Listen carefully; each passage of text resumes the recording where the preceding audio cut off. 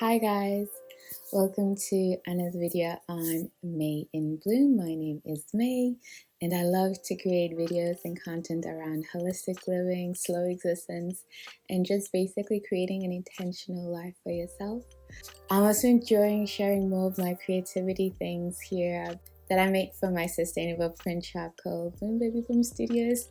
As I do more and create more, I'll also share more of that because that was the intention of this channel from the beginning. So I'm happy that that's slowly now coming together. But otherwise, I love talking about holistic living and creating a life that makes sense to you. And that's also what I do as a holistic guide and facilitator. I'm a woman of many hats. But first of all, I'd like to say welcome to all the new subscribers. I really hope you like it here. We do a bit of everything, but we try to keep it calm and chill and slow. But today I wanted to talk about specifically how I have been making up for the kind of childhood I had, and basically the lack of childhood I had as an adult. I think this video also goes more in link with my previous video on the things that I don't have at 35. But also the things I share with you guys and this constant reminder to live your life from your context and what makes sense to you and follow your own pace. I have a lot of videos on this channel that are dedicated to reminding you and also reminding myself to be able to live from a place of truthfulness for who we are and our context in life and what we've been through, and to be gentle and compassionate to ourselves and the paths we choose or the pace we take. So I feel like this video is very appropriate for our Soul Talk series if you've been watching those. And yeah, I'm just going to share a bit of those things that I have had to implement to kind of make up or balance the kind of childhood I had or lack of childhood I had. At first, I wanted to talk about this from an eldest African daughter perspective. It's also being raised by a single mom. But I feel like those are so many things, but I still feel like I'll touch upon those things because that also, of course, influenced the kind of childhood I had. So there's a lot of things that came on top of each other. And not only that, but like growing up in a foreign country very far from my extended family and having no support system, like all of those things, I think, really impacted the kind of childhood I had and the responsibility that was laid upon me. I just want to say that this video is probably going to be a bit more vulnerable than other videos, so do bear with me. It's maybe also going to be a bit longer, but I still hope that you find things of value in it. First of all, I like to say that I might talk about things that are a bit triggering, so do take care of yourself and do what's best for you right now. Like sometimes even for myself, the stuff that I can stomach, and sometimes I'm like, I'm not in that space where I want to maybe trigger certain things. Yeah. I think growing up in the kind of home I grew up in, with witnessing the domestic violence between my parents and constantly being afraid that my parents would harm each other or, God forbid, like end each other's life in some way, and also having siblings that I felt a huge responsibility to protect and shield from these experiences that I thought were very scary and traumatizing by themselves. But then also experiencing my own personal trauma with SA as a child. Like there was a lot of stuff that just overlapped each other that was really painful to face. And then on top of that, moving into foreign countries and moving into spaces where we didn't have a lot of network and support. And so our family became even closer, even more dependent on each other. And so even the responsibility and the burden of care became even heavier on me as the eldest daughter.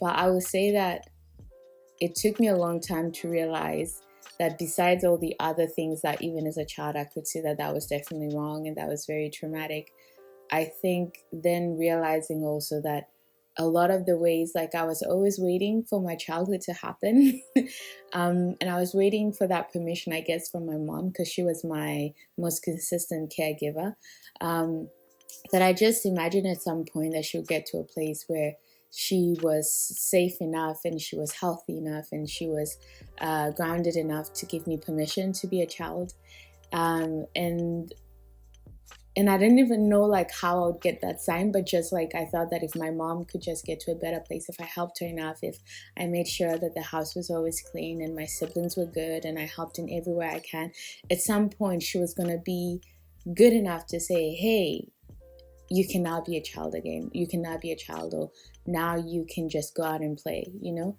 And it's so strange because I think it wasn't until I was like 25, it's almost 10 years ago, where I realized that that day will never come.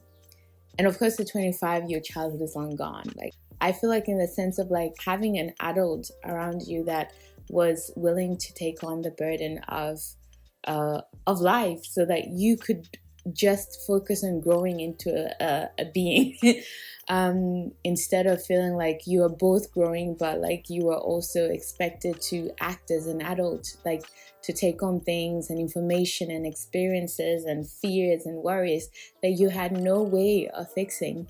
This is also called parentification, which obviously I also experienced. And I also think that my mom really meshed a lot with me as her right hand, as her confidant, but she was going through a lot of traumatic things, not only that I witnessed, but also things that she shared with me, because she was isolated, and that's also like doing from my father in so many ways. So she depended on me, and I was very empathetic to that and wanted to care for her. But I think I took care of my mom's feelings and needs more than I even think that she did for me. Now that as an adult, when I look back and judge her as an adult. But there was also constantly this feeling, I think, growing up, where I felt like I made a lot of excuses. And for my mom, I wanted to still see her as a good mom. I wanted to still see her as somebody who was the greatest in the world, because she was my only guardian. She was my only lifeline. So I think kids need to feel like that. As you're young, you idolize your parents or whoever is your caregiver. And I think like being so isolated and just having each other made that even more intense. You need to have that sense of feeling that this person is the best in the whole world. My mom is the best mom in the whole world. And it was only when I got older that I realized that I think my mom did her best, but it wasn't enough. And those two things had to have space within me, that sometimes our parents can do the best they can. I don't think my mom withheld anything she had but didn't want to give me, but I just don't think that she was equipped enough as a person to create an environment that was conducive of raising really healthy children holistically, like emotionally and so forth. And also she didn't have enough support to share that burden with, and she didn't have enough reliance within herself to carry that burden by herself. And to be honest, without also still making excuses for that, like I also feel like it's not normal, like the situations we grew up in were not normal to create a being by themselves who could take care of 3-4 kids by herself. And also like thinking about my mom's own upbringing and childhood and what she liked, like just there was a lot.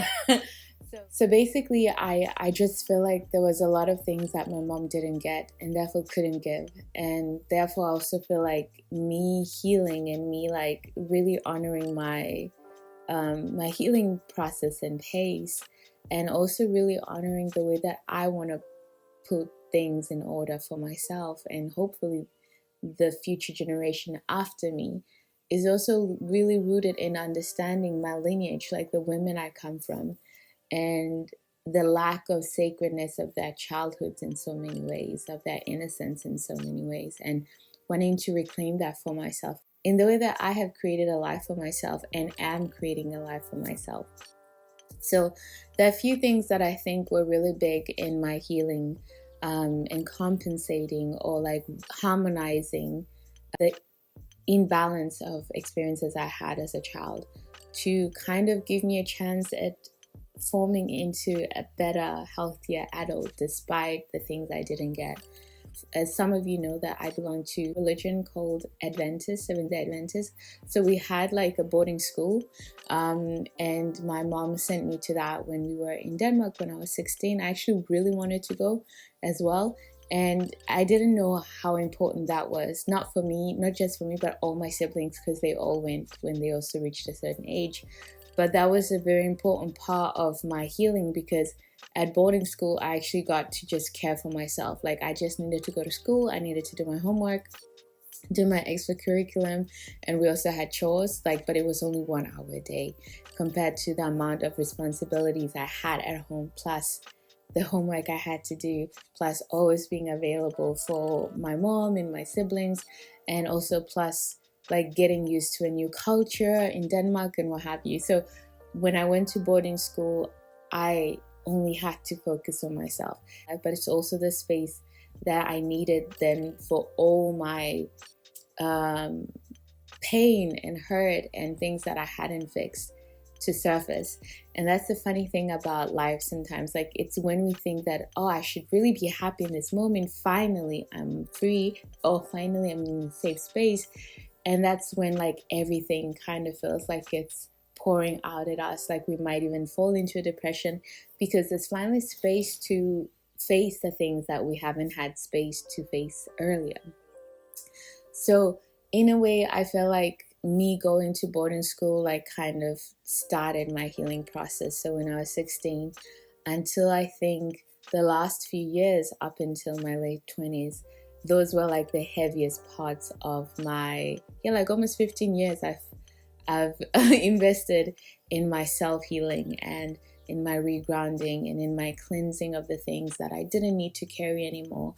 In my understanding of myself, my family, my context, but also all the identities I carry as an African woman, as a queer woman, as an immigrant, like all of these things, as a person who's working with decolonization and sovereignty, like all of these things started from when I was removed from my family, and that distance kind of created a sense that gave me more perspective of myself and of the family I grew up in what was normal, what wasn't normal.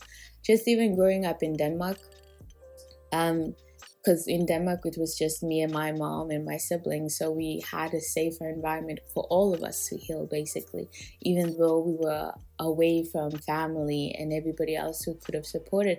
I think it also gave us the opportunity to really focus on healing in all our different ways. So I think the first thing I really faced was I would like be at boarding school and then come back home for the weekends or sometimes for the holidays, and I would see things differently. And the first thing I started doing was like advocating, not only for myself but for my siblings. And I then of course would become, in that period of phase, like the more difficult child. I remember my mom telling me constantly, why can't you be more like your other sister? And that was the sister who came after me, because she literally, her first name is Peace, was Peace. And so that was like literally who she was as a person. Like, she was the peacemaker, the peacekeeper. But I saw myself, without even choosing to, like, I needed to change and understand why things were the way they were. So I asked a lot more questions. I was no longer just, that's what we do. I'd ask my mom, but why do we do it like that? Why do we have to do that? Why do you speak to us like that? Why do you, like, so I wasn't making the environment as comfortable for her anymore. And it forced her also, I think, to question, because she was never also allowed to question growing up. And that opened dialogues, not just instantly, because at first there was conflict and friction, but then later on. And that's something that I also honor my mom a lot in, that despite everything she didn't have, and despite the fact that she also could be stubborn, I felt like she could also, like, if we had an argument or a disagreement, she would go and take time actually to reflect on the things I said or pointed out. And she always tells me, never see me as a mom who doesn't want to grow. Don't look at me like, okay, I give up on my mom, she's going to be like that forever. I want to grow. And I saw that also growing up, that yes, she would have a hard time in those initial conflicts, but then there was also an effort made later on to try and understand and change things. And it was nice to see that my siblings had a different upbringing slowly because of the things that I questioned, or I dared to be the difficult child in that sense. And it's funny because my difficulty as a child wasn't because I was doing a lot of crazy things out there. Like, I never started drinking or smoking or any of those things in my young days, in my childhood. But it was more the way that it was hard for me to just let things be if they didn't make sense. And so I wanted to understand, and I wanted us to have a healthier relationship, and that required you to show up and be intentional. Why do we do things like this? Do they serve us?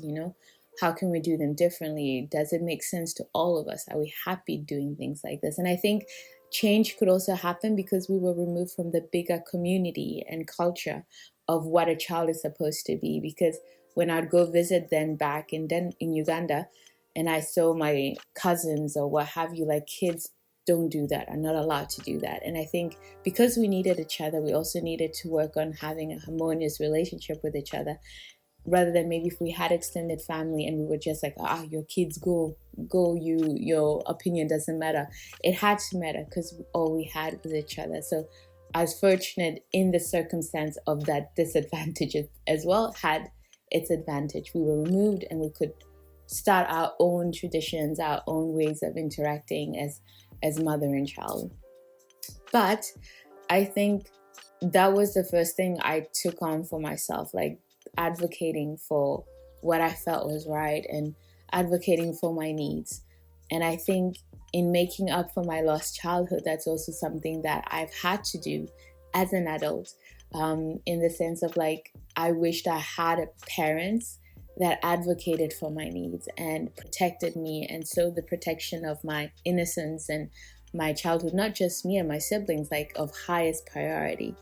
And so now as an adult, like, I do protect my space, I protect my peace, I protect my dreams, I protect my personhood. I'm not afraid to stand up for myself. I'm not afraid to let go of relationships if I can see they're damaging, if they're creating chaos. I also, growing up in a home where there was a lot of conflict and aggressive communication and confrontation, I also promised myself that I never wanted to have like a romantic relationship, but also even in friendships, like where there's verbal violence, even like not physical violence, of course, but like also verbal violence, like where people feel the need to shout it at each other, or like, I have ears and I feel like I have really good comprehension skills, and I feel most adults do. Like, there's never a reason to shout and at somebody, especially somebody you claim to love. And I get, like, being angry is a normal human emotion, but I feel a lot of us like spread it so easily and so carelessly because we don't take time to actually ground ourselves and regulate ourselves and be curious about what are we angry about, and to care about the person receiving that anger. Because I do personally, maybe it's because of my childhood, but I feel like anger is a form of aggression and harm. Like when you just spread it out like that because you can't contain it. Even if there are conflicts, that there is an opportunity to talk about things, to discuss things, and to share things. And I never want to imitate or even come close to the kind of house I grew up in, where things like escalated very fast, and where there was no patience, and where there was no grace, and there was no like consistency and compassion and understanding.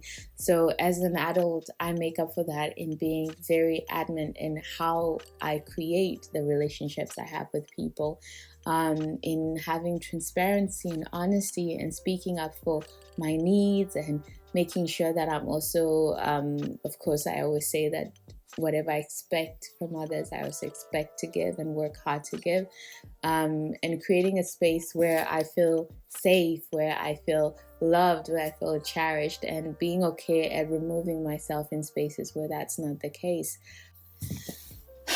Sorry, I just had to kill something that kind of even looked like a Scorpio.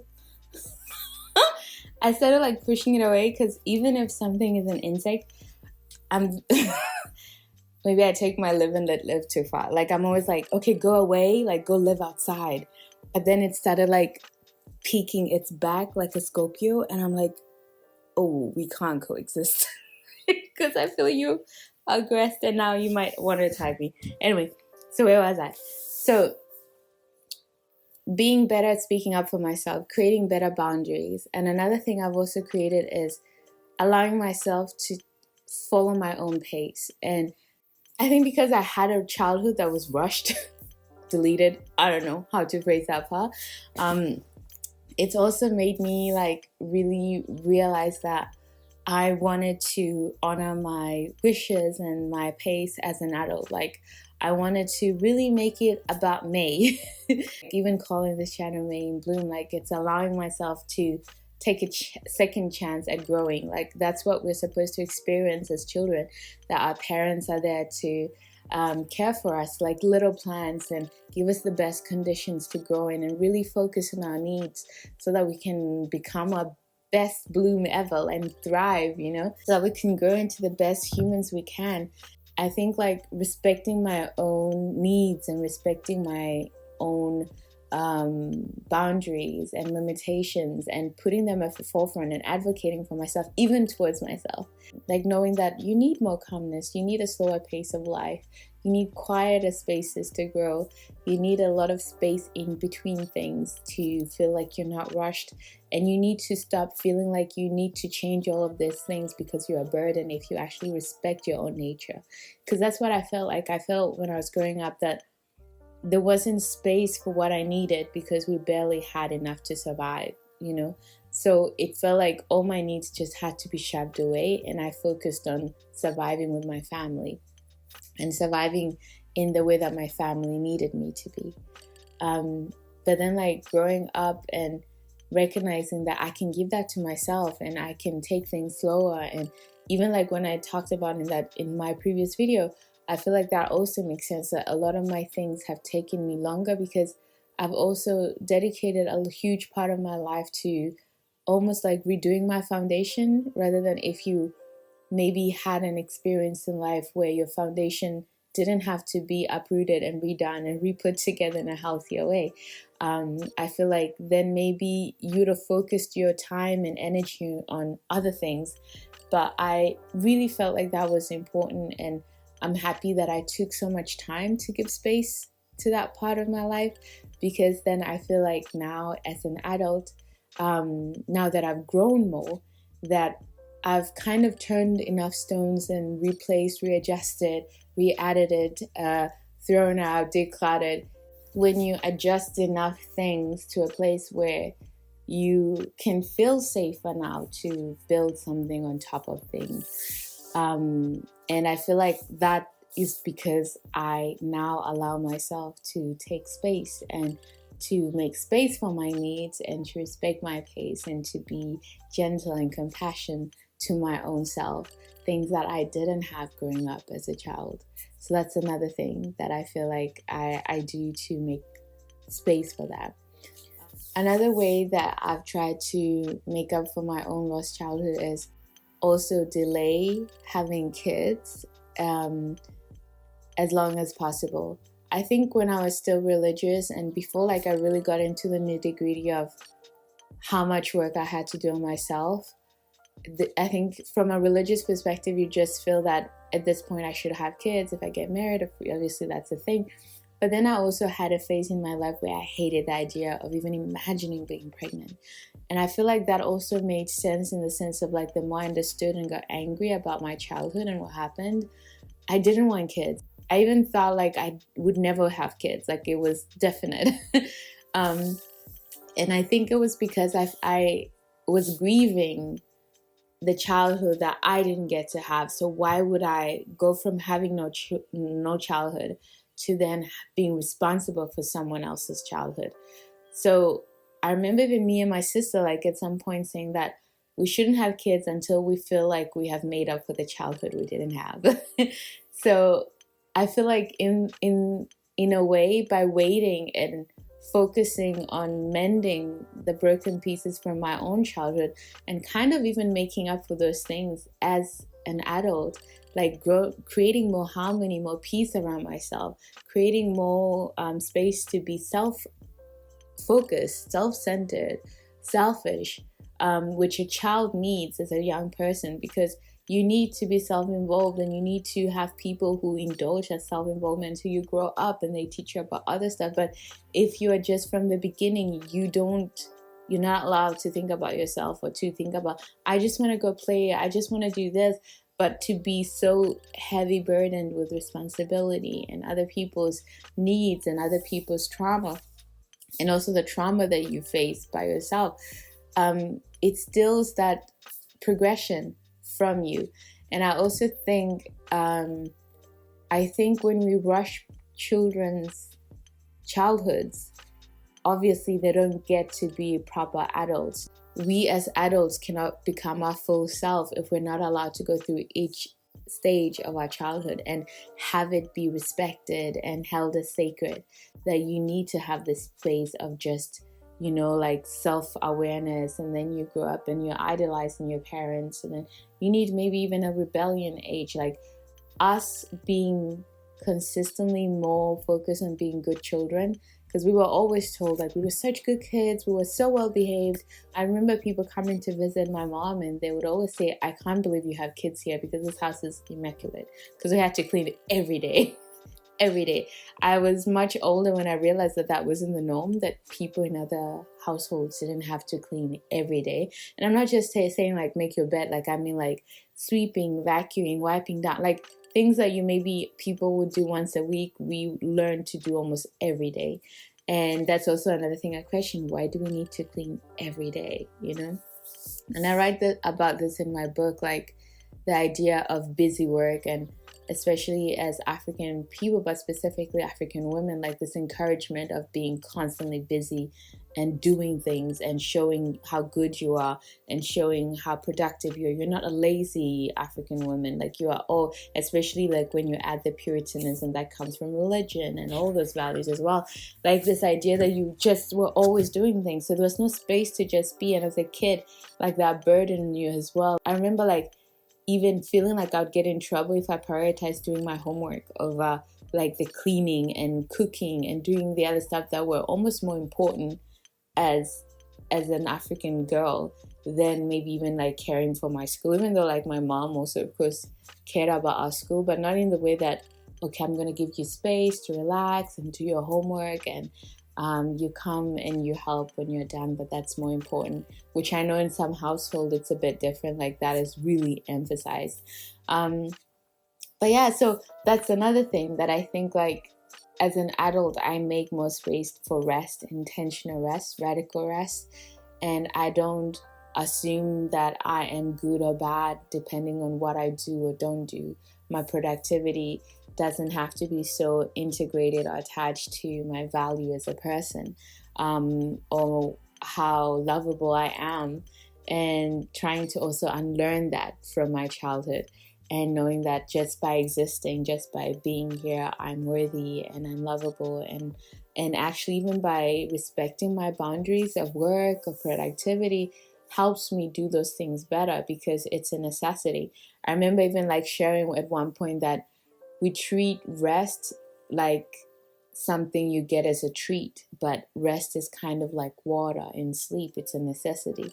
You need to rest. You need to actually make space to rest and restore yourself and revitalize in order to have a thriving life.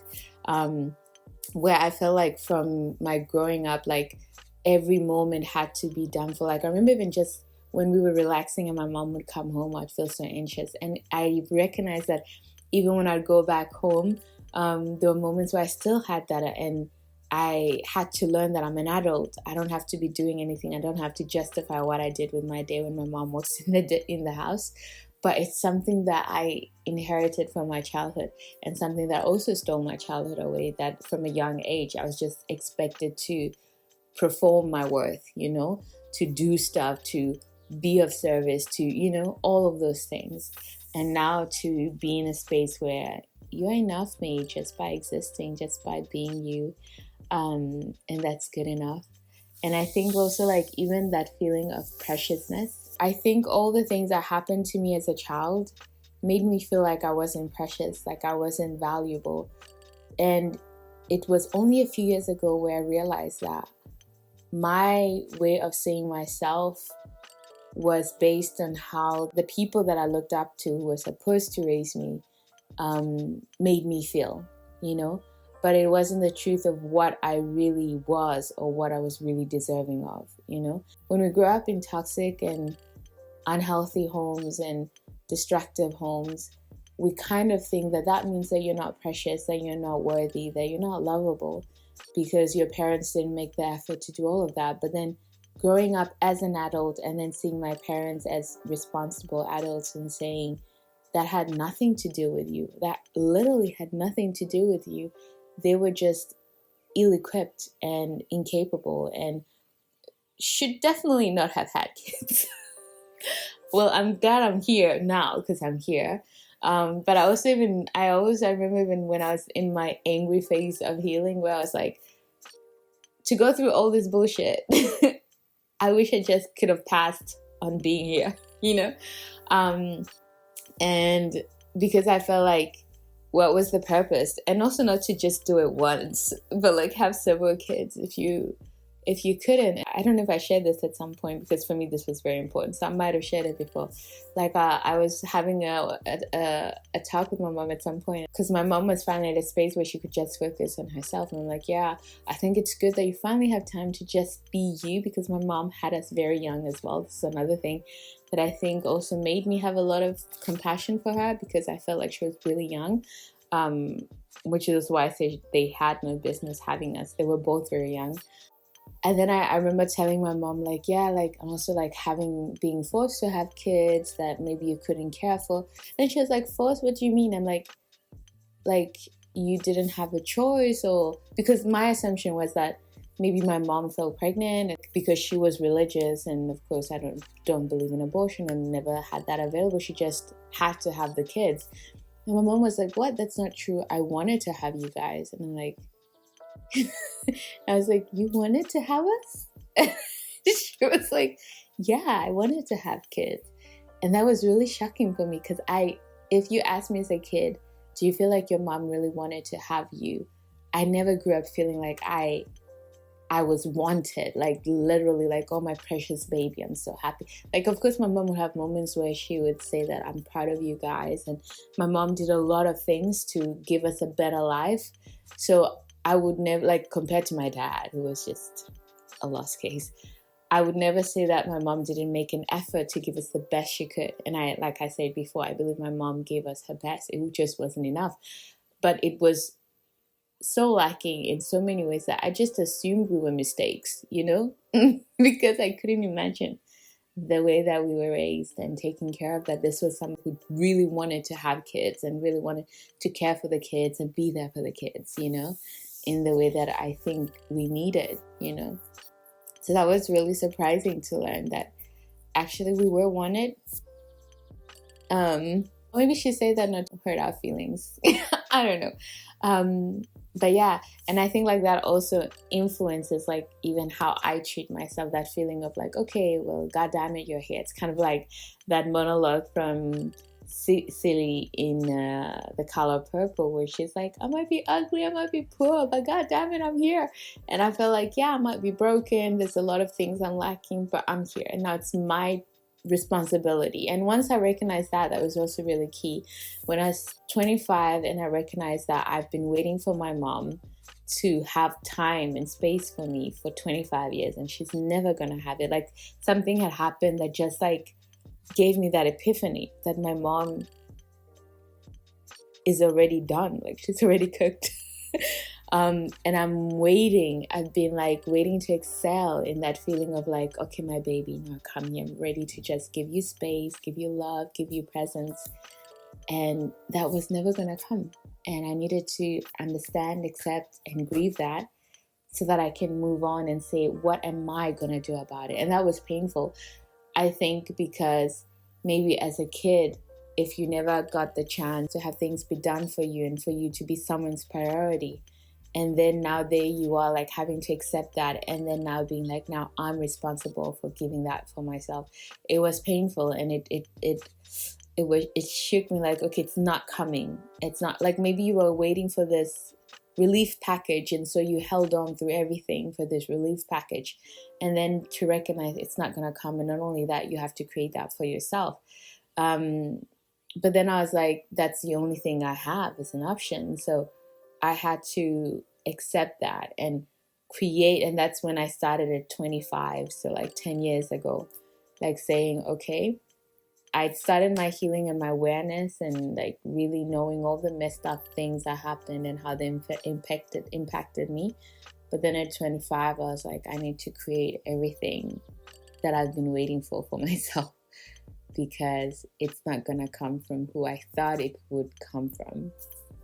So yeah, I think that's also another way that I made up for that, like showing up and reparenting myself and being someone I could rely on, being somebody that I could depend on, and being somebody that was consistent and kind to myself and compassionate and considerate of myself, being somebody I trusted myself with. That was very important for me healing that part and making up for that part. And I think like the time I knew that I had done a lot of good healing and growth was when I finally could feel like I could have kids, like I could raise a baby, because it felt like I had filled in enough of those things for myself that now I felt like I had the capacity to want to give it to another being, that it wouldn't feel burdensome, like not only not having a childhood, but having to raise my siblings, and then also even feeling like I had to raise my mom in some way. My mom relied on me a lot emotionally, and she geared it up to that. I was always a very wise and knowledgeable kid, but that also showed like how young my mom was, or unaware she was, that she would feel comfortable relying on a child in that way, like emotionally. And I think like being seen like that by my mom also made me feel like, okay, yeah, I need to be reliable. I need to know better. I need to be more responsible, because my mom also depends on me like emotionally for advice sometimes, like to share what should we do about this, what can, and so it made, even though as a kid I took pride from it, like in the sense of like my mom sees me as her equal in that way. Like she sees me as very grown up. Like other adults would tell me, you are so grown up for your age. And I thought that was a compliment. I'll never forget, there was one woman, was like a social worker who also later became our family friend. When she said that you're such a grown up kid, like you're such a, like she said it in a way that didn't feel like a compliment. And it was the first time like I got it, like maybe that's not a good thing. Maybe I should be a child who's a child and not a child who acts like a grown up.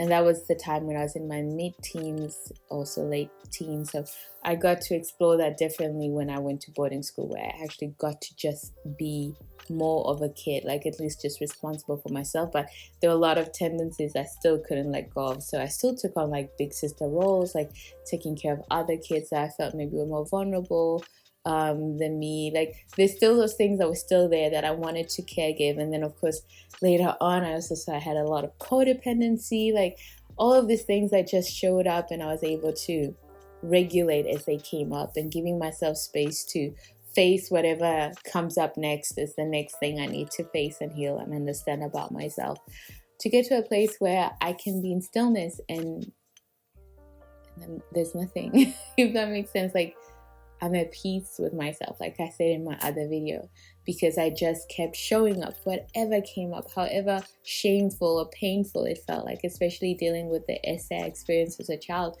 for many years. Like that also like came up and made me feel a certain way. But all of those things I had to give back and be like, that had nothing to do with me.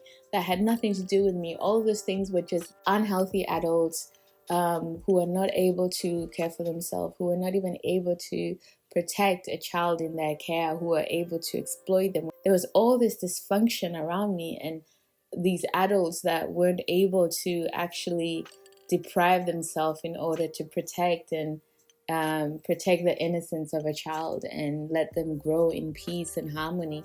And my father, who couldn't handle his anger issues, who like all of these things were things of lack of restraint, but also adults that didn't also grow up in healthy environments. So if that was the biggest thing I could give my lineage, that I was gonna be as healed, as healthy, as grounded as possible, and that's all I did, I already feel like that was more than enough. And if I'm lucky enough to bring kids into the mix, a child or kids, like I keep saying, I'm happy that I'll give them a different childhood. I don't think it will be perfect, because maybe they'll also show me other things that I could still work on, but I would really be doing a lot of progress than I had received. And I also see that my mom did much more than her mom gave her.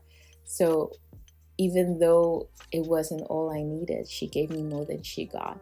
And that I feel is so beautiful when I think about it, that you still managed to give me more than you got, and I'm going to give my child more than I got. And very emotional. So yeah, I feel like there's a lot I've done to rebalance the imbalanced and destructive and unhealthy childhood I got.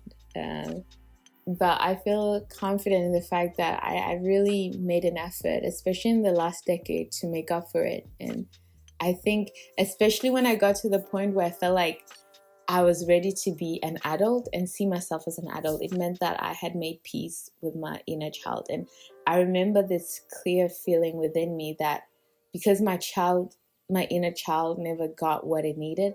And that's what happens to a lot of adults. If you don't face your childhood trauma or neglect or whatever you experienced, you think you're an adult, you think you've grown up, but actually you're functioning from that dysfunction.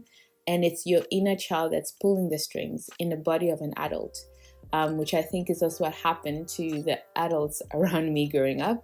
But I'll never forget having that sense within me at some point in my healing where I felt like my inner child literally was telling me, you can be an adult now. I'm ready to let go. And I could feel it like almost like a tingle through all my cells. Like, I'm ready to be an adult now.